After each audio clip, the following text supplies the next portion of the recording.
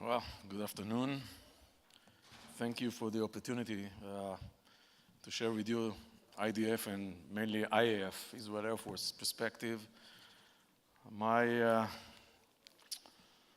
speech will be, it's below the strategic level, and of course between the strategic level and the operational level, relate to the current situation in the Middle East. I want to focus on the war on terror. And the IDF sees a broad spectrum of terrorist organizations along our borders. From the extreme Sunnis, one side, Muslim Brotherhood related organizations in the middle, and on the other side, the Shiite terrorist organizations. Right now, it's quite understandable that the whole world focus on the extreme Sunnis, but we see the whole spectrum. And don't forget that the main generator of instability in the Middle East are the Shiite organizations. All of those organizations right now are focused, I would say, regionally focused. But they have global aspirations. We've seen some impacts lately with the Russian plane and, of course, Paris. But if you checked their ideology, it does not, I would say, limited in the boundaries of the Middle East. You can find, for example, a lot of Shiite agents in South America, what they're looking for there. So it's not just a regional issue, it's also a global issue. For the time being, they are focused regionally. About the IAF, the Israeli Air Force, I would like to talk about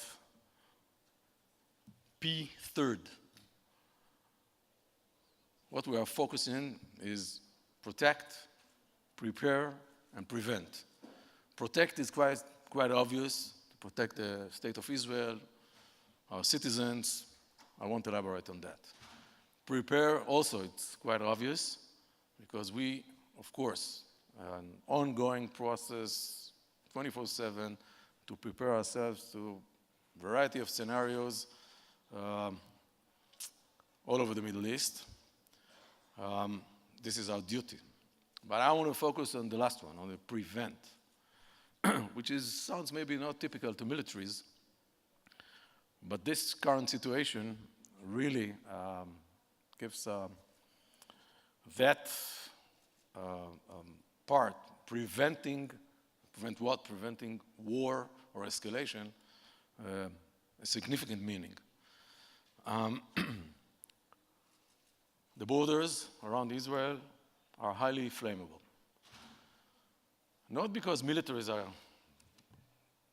intending to invade Israel right now. This is not the case. The case is that even a single terrorist action can create escalation and can drag, many players to be in that conflict, even without the wish to be part of that. It can be created by a ground activity on the ground. It can be created even with a single rocket that we launch toward Israel and will hit, you can imagine, and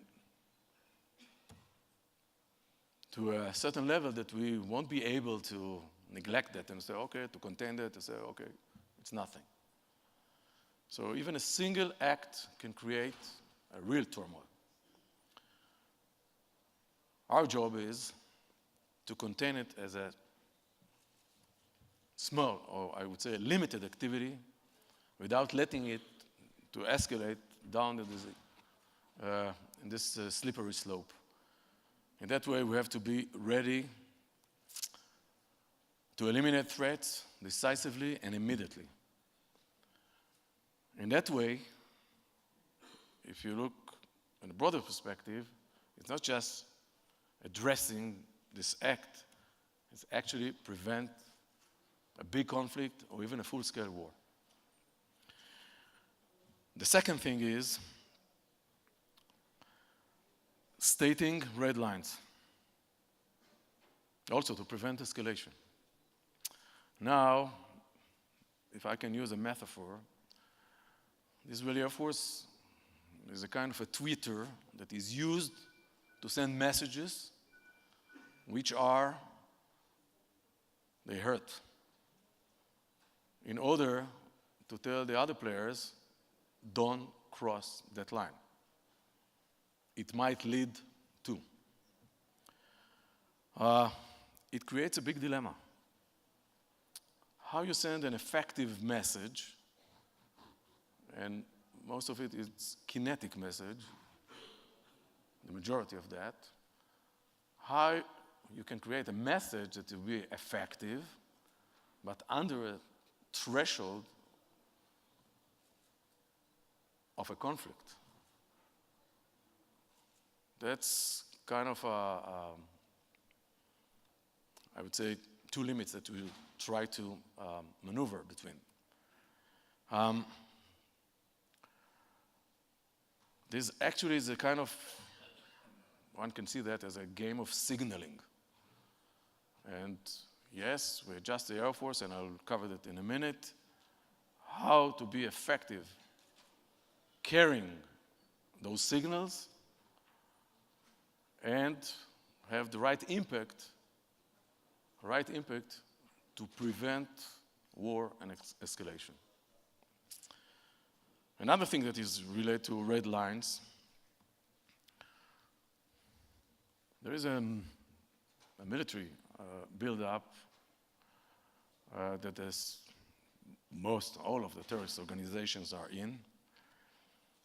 Some of that is dedicated to their needs right now for the fighting regionally in Syria and other places.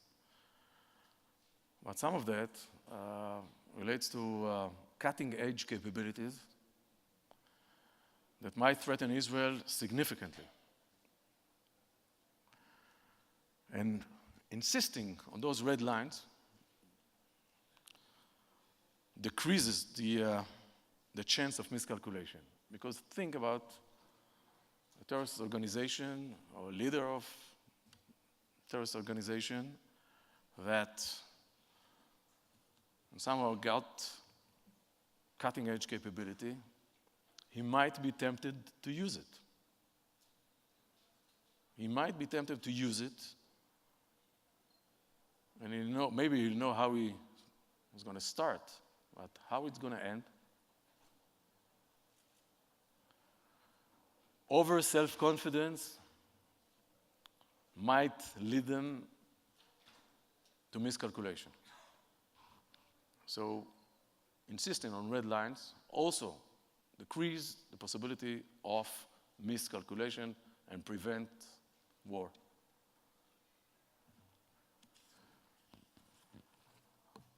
About the Air Force, we need to transform the Air Force.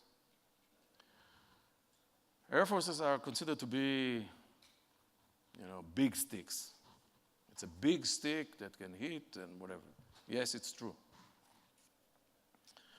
But we need to adjust, we recognize the need to adjust ourselves to be not just a big stick, also a scalpel that is used precisely in low signature and effectively. Again, not to create an escalation. This is not easy to do because you need both to be a big stick and a scalpel simultaneously. Now you have to choose which one do you want, depends on the situation. But it was a major challenge that we dealt with, and we continue to develop that. In this kind of scenarios and environment, we operate, not simultaneously, of course, but all of our platforms. From the defensive side, and the ballistic missile defense capabilities, Iron Dome, etc., in order to defend from those incoming rockets from all fronts.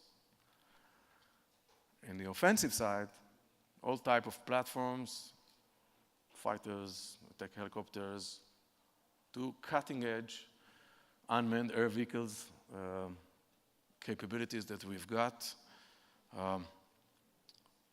Use them, all of that, in the manner of what I mentioned before as a scalpel. A new, I would say, situation that we have to deal with is the crowded skies of the Middle East. For us, it's new. These crowded skies are with coalition members, Russian-speaking, and others that you have to take into consideration. Our objective is to maintain our freedom of action, not to hurt anybody that we don't want to hurt, and not to disrupt the international community effort versus terrorism. How you do that? With some players, we coordinate with. With other players, we take safety. We define safety measures in order not to hit or to be hit.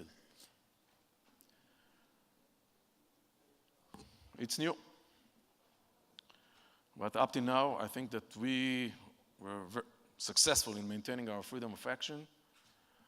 And I think that is a good infrastructure to continue with that. I'm speaking from the operational level.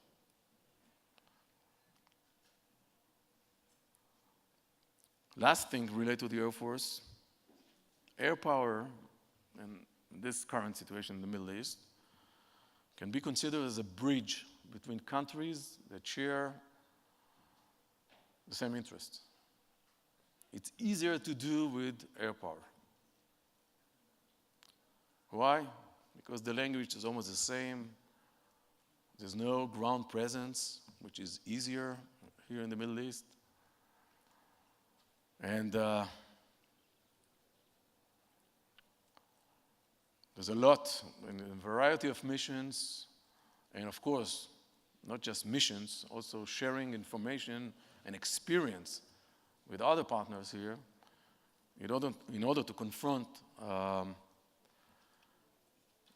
those terrorist organizations. So it also can be considered, Air Force, as a kind of a bridge between countries in the Middle East. As new opportunities emerged related to that situation. I want to conclude. We are focused on those P3, as I mentioned, protect, prepare, so the whole spectrum of scenarios when the big stick will be needed, and also prevent. We are successfully exploiting air power advantages with the good intelligence that the Israeli intelligence community and got. And air power can be not just relevant, also very, very effective. If you combine those two, very effective against terrorism. We operate the Air Force, and we will continue to operate the Air Force in a responsible way in order to eliminate threats and to avoid any kind of unnecessary escalation. Of course, it's a kind of a dance that you need two dancers. Right now in the Middle East is more, but our share, up to now, has been done quite effectively. Thank you very much.